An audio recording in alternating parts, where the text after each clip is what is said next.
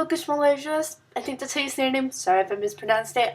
But I'm here to do her 7 deadly sins tags, which I know a lot of you guys have been doing. And so, of course, I had to follow suit and do it. So let's get started on the question. The question she has is greed. What is your most inexpensive book and what is the most expensive book you have in your collection?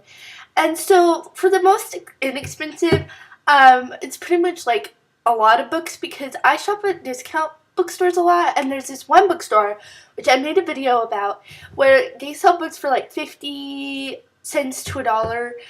It's a bookstore that's like back in the back room of the library, and it helps benefit programs of the library.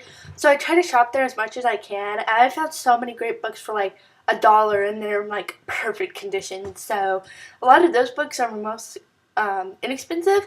And then for my most expensive, it's my leather bound Charles Dickens. It has a nice leather cover, and then it has the golden pages and then the spine, and it's like really pretty. And then it's like, oh, sorry, I need to get used to the camera again. All that. And this probably costs more than all the other books I have. I'm not really quite sure exactly how much it costs. But yeah. But I like it. It's very pretty on the shelf, and I can actually fit it in there. So, yes. What author do you have a hate-love relationship with? I'm kind of taking this as like you like some of their books and you hate some of their books. That's just how I'm interpreting it. I could be totally off on that, but I'm just going to go on that. There's this author, Tatiana de Roseny, who her first book was called Sarah's Key, and I absolutely love that book. It's one of my favorite books to date. And then her second book was called A Secret Kept. I hated that book so freaking... Sorry, I'm trying not to say that word so much. But I really hated that book, and I was like, I know that you can do so much better. And actually, yesterday I checked out her third book. I haven't started reading it yet. But the thing about her second book is it wasn't a historical novel where her first one was. And her third book is also a historical novel. So she's getting back to that. And so I really hope that she gets her act together on this one. So we'll see about the third book. I'm really excited to start reading. So the third question is gluttony. What book have you devoured over and over again without any shame whatsoever? And the first thing that came to my mind was the Judy Blume, Fudge, Peter books. I've read those books. I pretty much reread that series almost every year. And it's just like a nostalgic thing for me. Like, and I don't care that those books are like supposed to be for kids. I'm just like, I don't care. Like, for real. I mean, I really like those books because I can really relate to Peter. And so that's probably, I'm trying to do the 100 book challenge thing, so I haven't had a lot of like room to like reread a lot of books. But yeah, that's what comes to mind. So what book have you been putting off due to laziness? I would say like a lot of the classics, like a lot of Jane Austen I would love to read, but I'm just into this YA world right now where I just am kind of like, I don't really want to go into that. There's also a lot of other classes like that are just, it's really due to size though. Like I really want to read Atlas Shrugged for some reason. I don't know why I want to read that book, but I do, and it's just more of a size thing, and I just am like, I'm not going to do that anytime soon. So yeah. Pride. What must talk about in order to sound like an intellectual reader?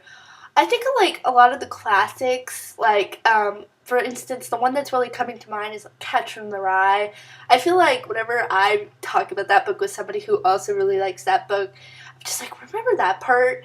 It's kind of because it's kind of one of those books. It's just like a rite of passage, And whenever I read that type of book, it just makes me feel like I've read a book that is like everybody's read. And yeah, so that's kind of my interpretation on it. And just like, it's not necessarily that I use big words when talking about it or anything like that. It's just kind of like, oh, well, I've read Catcher in the Rye, or I've read The Great Gatsby, or whatever. So that's kind of my interpretation of that question. I hope that that's kind of acceptable. Yeah. Okay, so female character. Well, I really like just guys that are really sweet, but also have like that fun side, like in Anna and the French Kiss, and just so many different books. I just like carrying people that like a lot of the time save the like girl character from like doing something she'll regret. I really like that. Like physically, I don't really care. I'm more of a person who judges by their actions and just their personality. Um, and I really just like the sweet person and just people who change or like guys that change girls for the better. I really like that. It's sweet. So yeah. And last but not least is Envy. What book would you like to receive most of as a gift? I kind of already received a book that I really wanted to get. My grandparents sent me like a $25 gift card to Barnes & Noble.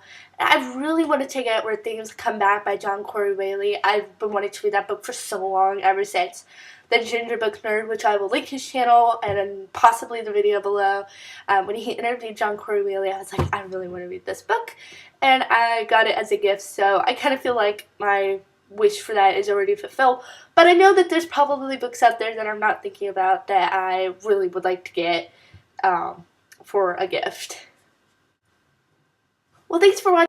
I'm not really going to tag anybody specifically because I know that they probably already done this tag, and I'll be just like, you know, but if you definitely haven't done the tag yet and you would like to, I will put the questions below.